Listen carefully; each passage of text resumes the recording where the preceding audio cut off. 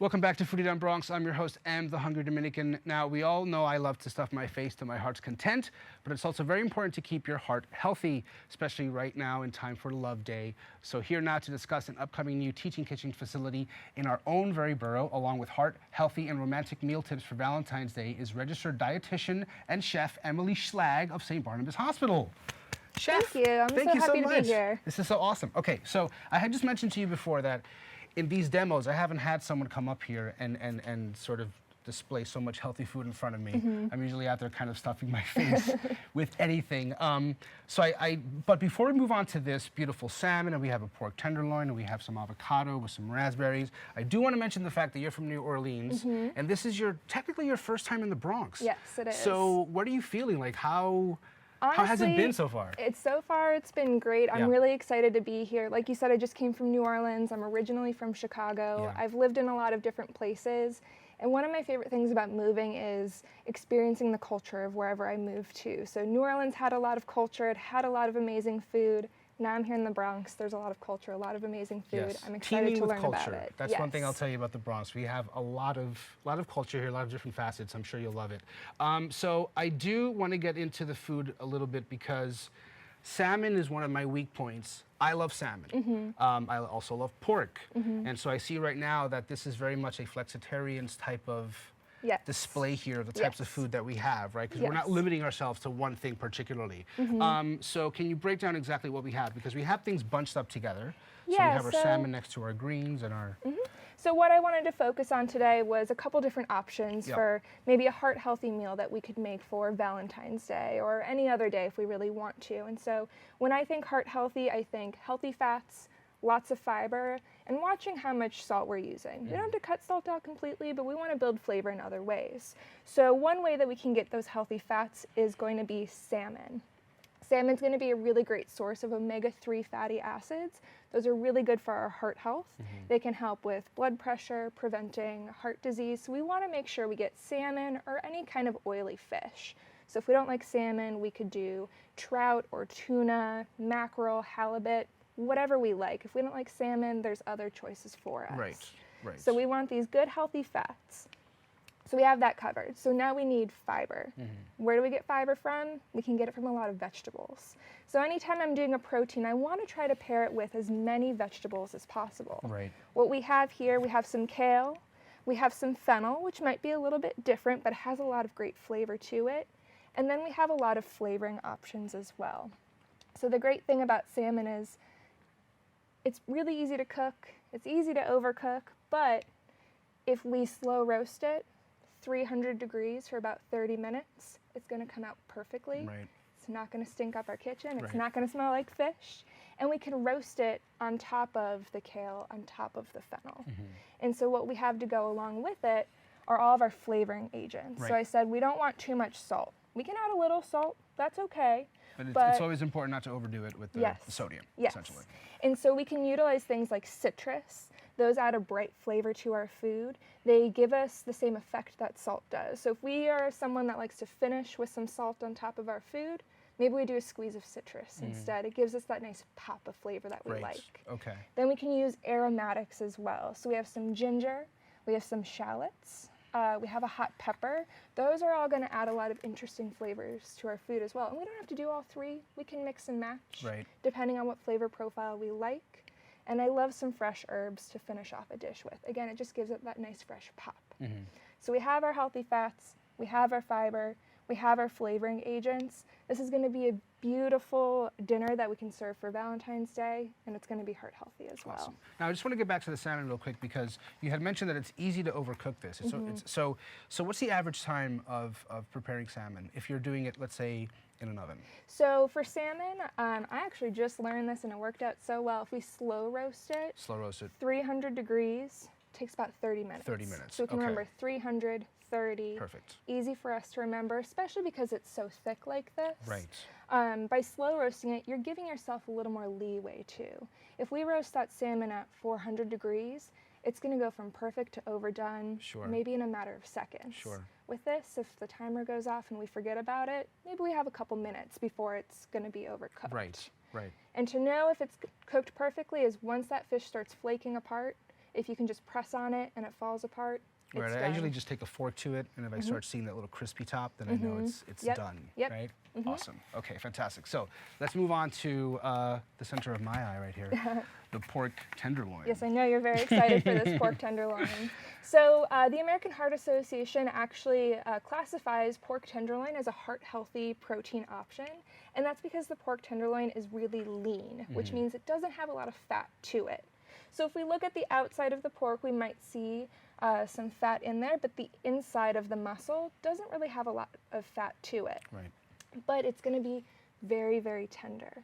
And because it doesn't have a lot of fat to it, that gives us a lot of wiggle room for adding flavor to our pork. Right. So like I said, we want to make sure we're having healthy fats, so we can cook this in a heart-healthy oil like olive oil or canola oil. We have a little fat on the outside, but not too much. That beautiful marbling right here, sure. So that's going to crisp up really well in the oven. So we're going to roast this as well. As well, okay. For me, Valentine's Day is a day to indulge. You want to have a beautiful dish. I don't think there's anything more impressive than a nice roast. I agree. So we're going to roast this off. You can buy this pre-sliced at the store, but if you can find it whole, the whole loin like this, I prefer that. It's a little bit cheaper too. Yeah, it's also more bang for your buck for sure. And we're going to get so many servings out of this. And so because this is lean, we want to pack it full of flavor, and that's what this plate right here is for. Right. So we have some mushrooms on there. Mushrooms have something called umami, that fifth taste. And umami roughly translates to deliciousness from Japanese. So it's that savory, meaty, delicious flavor. It makes us want to go back for another bite of food. So we're going to roast those mushrooms alongside that pork. We're going to get some great umami along with that pork, and we're going to season it with some fresh rosemary, some thyme, some shallots again, so we can use shallots in a couple different ways. Right. And maybe we chop up those herbs, that shallot, make a marinade. Right. Maybe with some orange or some lemon, rub that on the pork and roast it. It's going to be so good. And it's important for people to know that mushrooms usually will soak up whatever you're sort of cooking it next to, so you can actually have that its own umami flavor, and then if you cook it next to your pork, it sort of absorbs that flavor. So one thing I love to do is to roast my meats on a bed of vegetables, because they absorb all of those flavors. Right. So maybe we roughly chop those mushrooms or slice them up kind of thick so they're still meaty, put those in a pan, put that pork on top. They're all going to roast together. Beautiful. Those mushrooms are going to take on that pork flavor. Yes. That pork's going to take on those mushrooms, that mushroom flavor, and it's just going to be so delicious. It's like a marriage for Valentine's Day. Beautiful. We're all coming together. Beautiful. We're with the ones we love, the porks with the mushrooms. Exactly. They love each I love other. It. That's It's going to be awesome. great. That's great. And so, again, vegetables. So we're always trying to pair things with as many vegetables as we can. I don't like doing one vegetable. I think that's boring. So just like with the salmon, how we had kale and fennel, we have a lot of choices here as well. I really love these carrots that come with the tops because we can actually use these tops. We can turn these into a salad. We can puree them into a pesto. I would have never even assumed I could. They're totally edible. They have a pretty mild flavor too. So we can puree those up, make a really delicious sauce with them. Right. So we can roast those carrots, use the top somewhere else. We can roast the asparagus alongside the carrots, or maybe we go to the grocery store, we had our heart set on asparagus and they're out, or it doesn't look good. Right. We can use other vegetables as well. We could do some nice squash.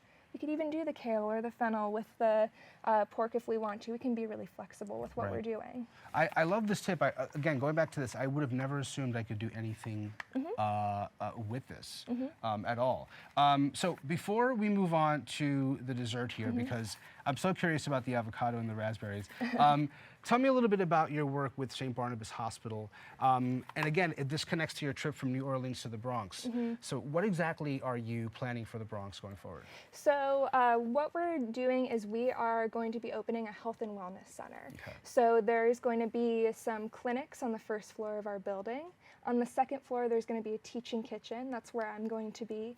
A fitness center. And then on the roof of our building, we're actually going to have a rooftop farm. So it's all going to be connected. My hope for the kitchen is that people will come in. We're going to do cooking classes with the community, with medical students, with medical residents, with anyone that wants to come. And we're going to teach them how to cook healthy, how to be healthy. We're going to give people tips and tricks on what to look for at the grocery store. Right. We really want to give people the tools that they need so they can go home, take what they learn at the kitchen and apply that to what they're already doing at home. That's awesome. So a reminder, that's the Teaching Kitchen and Center for Culinary Medicine. Yes. Right? It will be happening at the SBH, St. Barnabas Hospital, Health and Wellness Center. And this is happening coming this spring. Yes. Right? So we're close to the opening day. Yep, so we're under construction right now. That's going to be wrapping up soon. We're hoping to be open sometime in June. Fantastic. So closer to summer, but pretty All soon right. still. Late spring, early summer. It's coming up fast. So now that we've had our salmon and our pork tenderloin with the awesome tip about the carrots here, avocado, Yes. raspberry, what's going on here? I know. It looks like a strange thing to have together on the plate. So again, heart healthy, we want healthy fats, but we still want to have dessert. We want to indulge a little bit. So we have some chocolate chips over here too. So avocados have a lot of healthy fats in them. They're called monounsaturated fats. Anytime I hear unsaturated, I know that's going to be a heart healthy fat. Right. So we're going to pair the avocado with the chocolate. We're going to melt down some chocolate chips. We're actually going to puree that with the avocado and make a chocolate mousse out of it. So we're going to add a little cocoa powder, a little milk to that, just a little bit of maple syrup for a touch of sweetness. And when we whiz that in the blender, it incorporates air, and we can make a mousse out of that. And the avocado is going to replace any heavy cream that we might normally add to a mousse. Right. Because the chocolate has such a strong flavor, we're not even going to taste that avocado, but it's going to be creamy. It's going to have a great mouthfeel to it. So it's sort of like a base for it? It's just sort of like, it lends to the texture of it, but it doesn't really overwhelm the chocolate, right? Yes. Okay. So it's replacing that butter, that cream that we might normally put in something like a mousse. Right. It's giving it that fatty base that we come to expect when we have a chocolatey rich dessert like that. So you don't even have to use butter in that sense. You could just, you could put in avocado for that. And so we have some berries here. Again, I'm always trying to get a little more fiber when I can. Sure. So we have some raspberries that we can put on top of that mousse. The great thing about the mousse, it could be made up to 3 days ahead of time. So we make that ahead of time. Maybe we go to the store and we see some lovely raspberries on sale. We can put that on top of our mousse and have a really great dessert. The raspberries are going to be nice and tart and sweet. That's going to complement really well to the fatty, rich creaminess with the mousse that we're making. So they're going to complement each other really well. And you don't have to use raspberries. I know it's wintertime. Sometimes they're harder to find. We could do blueberries, strawberries, cherries. We could even use frozen fruit and make a little compote in it, maybe microwave that frozen fruit so it gets syrupy, put that on top. We can be really flexible with what we're using here. That's awesome. That sounds like a great dessert. Thank you, Emily. This is really awesome. Guys, you'll be able to learn more cooking tips like today and visit Chef Emily at the St. Barnabas Teaching Kitchen soon. Visit sbhny.org for more information. All right, guys, that's all for the show. Thank you again for tuning in, and thank you to our guests today for joining me. Tune in every Thursday at 6:30 p.m. here on BronxNet Optimum 67 and Fios 33. Also, make sure to tune in on the go at BronxNet.org and find us on YouTube. From BronxNet to the world, this is Foodie Down Bronx. I'm your host, Em, the Hungry Dominican, always reminding you to feed your mind, feed your body, and if you see me coming along, feed me. Adios.